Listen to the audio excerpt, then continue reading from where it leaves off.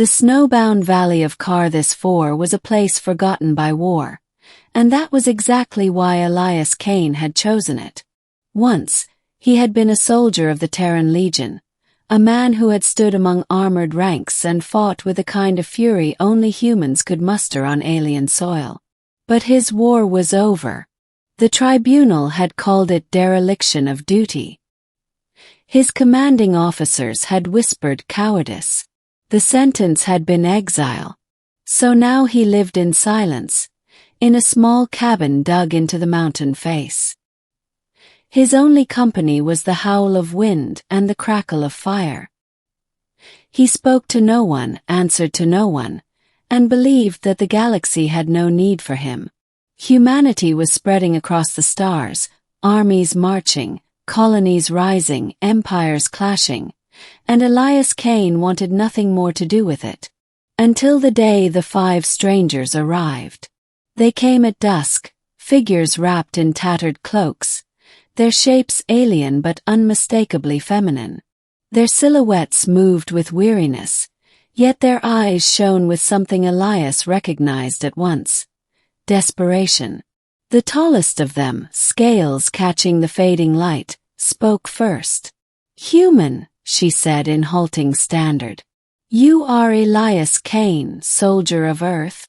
Elias stiffened, instinctively reaching for the rifle he no longer carried. "Not anymore," he muttered. "I don't know what you've heard, but I'm no one's soldier. Not anymore."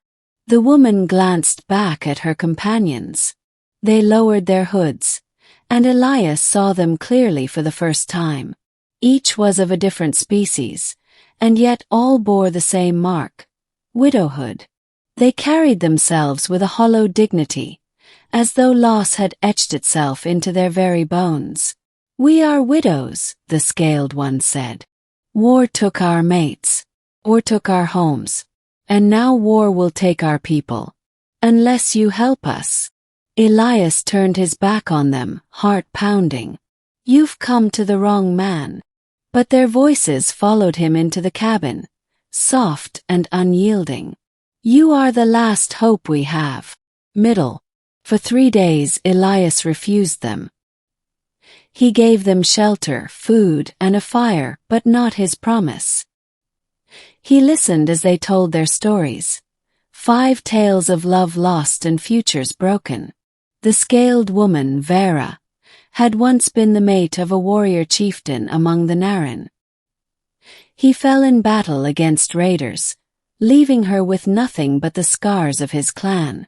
The slender one with pale, translucent skin, Yaira, spoke of a mate who had died shielding civilians from orbital fire. Her world burned still, ash raining on the seas. A feathered widow, Seren, had sung her mate's funeral song into the void after pirates tore his freighter apart. The 4th, a feline humanoid named Riss, carried her mate's broken blade.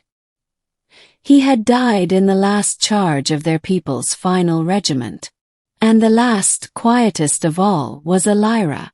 She was of a species Elias did not recognize, her eyes deep pools of violet. She only said, "My mate was taken. I never saw the body, but I feel the absence every moment." Elias hardened himself against their sorrow. He had done the same once, when comrades fell beside him. He told himself their war was not his war. But at night, in the silence of the cabin, their words gnawed at him. "You are our last hope." On the 4th day he finally asked, "Why me?" Vera's golden eyes locked on his. "Because humans fight when no one else dares. Because humans turn defeat into victory. We need not armies but courage. And you have nothing left to lose." Her words struck him harder than any tribunal's verdict. Nothing left to lose. Was that what he had become? That night, Elias dreamed of the battlefield again. Not of the day he was exiled, but of the countless days before, when he had led men through fire and blood. He remembered the sound of their voices, the trust in their eyes. He woke with his fists clenched and his chest aching. The widows were waiting by the fire, watching him. "All right," he said hoarsely. "Tell me what you need." They told him of the Velth Dominion, an expanding war machine that had crushed their peoples one by one. The widows were not warriors, but survivors, carrying scraps of intelligence and fragments of resistance networks. "There is one chance," Yaira whispered. "The Dominion's War Council meets aboard a flagship above Arion Prime. If its leadership falls, the invasion halts. But no one dares strike them." Elias rubbed his face. "And you think I can?" "We do not think," Saren said. "We believe." Training began the next day. Elias dragged them out into the snow, made them lift rocks, climb cliffs, and learn to handle old rifles he had stored away. He drilled them not as soldiers but as survivors, teaching them human grit, the stubbornness to push beyond exhaustion. Riss snarled at him when he barked orders. Saren's wings trembled under the weight of a rifle. Yaira collapsed more than once. But every time they fell, Elias made them rise again. And something inside him shifted. For the first time since exile he felt purpose. Not in orders from high command, but in the fire lighting in the eyes of those who refused to surrender. At night they sat by the fire telling stories. They laughed sometimes even through tears. And slowly Elias realized, these widows were not broken. They were iron-tempered by loss. They became more than students. They became his squad. When the time came, Elias led them from the valley. They stole a freighter from a Dominion outpost, fought their way through patrols, and slipped into Arion Prime's orbit. The flagship loomed above, a fortress of steel and flame. Inside it waited the War Council, the architects of conquest. Elias looked at his squad, 5 widows who had nothing left but hope. His voice was steady as he spoke. "We go in quiet, strike hard, and if this is the last fight, we make it count." Ending.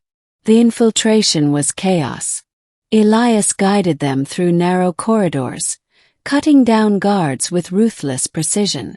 The widows moved with him like shadows, every step a testament to the training he had given them. They burst into the council chamber, rifles raised. Shocked alien lords scrambled for cover. Elias's voice thundered through the hall. "War ends tonight." The firefight was brutal. Blades clashed, plasma bolts seared the air. Elias fought like the soldier he had sworn he would never be again. Vera struck with her clan's ferocity. Saren's wings carried her over enemy lines. Riss tore through foes with primal fury. Yaira shielded them with walls of ice from her world. And Elira, silent, deadly Elira, cut down the Dominion leader with a single strike. When the smoke cleared, the council lay slain. The Dominion's war machine was broken. But Elias was down, blood staining his uniform. The widows knelt around him, their faces stricken. "You can't leave us," Yaira whispered. "You are our hope," Elira said softly, her violet eyes shimmering. Elias forced a smile. "No, you were always your own hope. I just reminded you." They carried him from the flagship as it burned, the galaxy already shifting. The widows would become leaders of a new resistance, their names sung as legends. And Elias Kane, the exiled soldier, was no longer forgotten. In time, tales spread of the human who rose from exile, who gave 5 widows a reason to fight, and through them saved worlds from ruin. And though Elias never again called himself a soldier, history remembered him as exactly that. A soldier not of earth but of hope.